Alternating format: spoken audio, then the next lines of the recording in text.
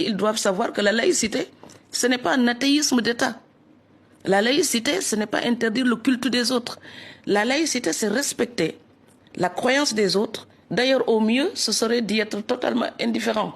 Donc les autres, ils prient comme ils veulent, ils donnent le nom qu'ils veulent à Dieu. C'est leur problème.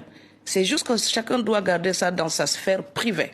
Oui. Voilà. Et maintenant, quand on dénonce l'hypocrisie actuelle, ça, quand on parle de laïcité, c'est juste pour taper sur les musulmans. Il faut le dire. Donc les musulmans, cette façon qu'on a de taper sur eux, il faut qu'on comprenne que c'est quand même quelques millions de personnes dans la société française. Donc il faut faire attention à ce que la peur du terroriste ne se transforme pas en haine de l'islam. Parce que l'islam regroupe des milliards d'individus.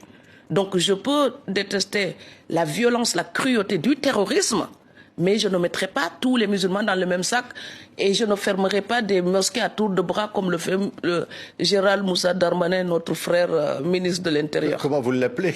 Ah non, c'est pas moi qui l'appelle, c'est comme ça qu'il s'appelle, c'est lui qui l'a dit. Gérald Moussa Darmanin. Et alors son homonyme, Moussa, eh bien, c'est Moïse dans la Bible. Et c'est Moussa dans le Coran. Et c'est celui que le Coran appelle, celui qui a parlé directement avec Dieu.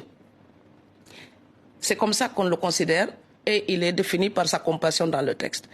Donc moi, je demande tout simplement au ministre de l'Intérieur de penser à la Genèse.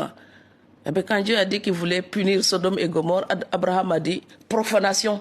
Il en serait donc du juste comme du mécréant, du fautif.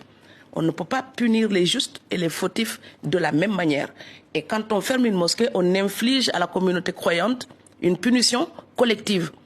Or, s'il n'y a pas un régime d'exception pour les musulmans, eh bien, le bon sens qui prévaut quand il s'agit de la pédocriminalité dans l'Église devrait aussi prévaloir lorsqu'il s'agit de parler des musulmans.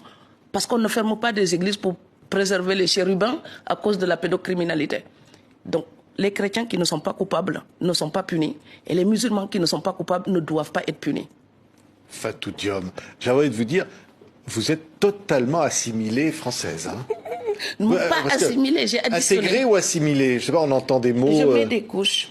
C'est-à-dire? Ah ben, j'ajoute Vous savez, quand vous parlez d'humanisme, on vous renvoie au siècle des Lumières. Bien sûr, vous pouvez attribuer mes pensées à Montesquieu, Schiller, Senghor. Ces pensées me sont d'abord venues de mon grand-père pêcheur Nyodjorwa. C'est lui qui m'a appris comment je devais respecter les autres cultures pour trouver les miens. Il me disait toujours, si tu arrives là-bas, tu respectes les gens et tu te comportes comme je t'ai éduqué, tu trouveras aussi ta famille là-bas. Ce sont les humains de qualité, ça existe partout. Oui. Donc,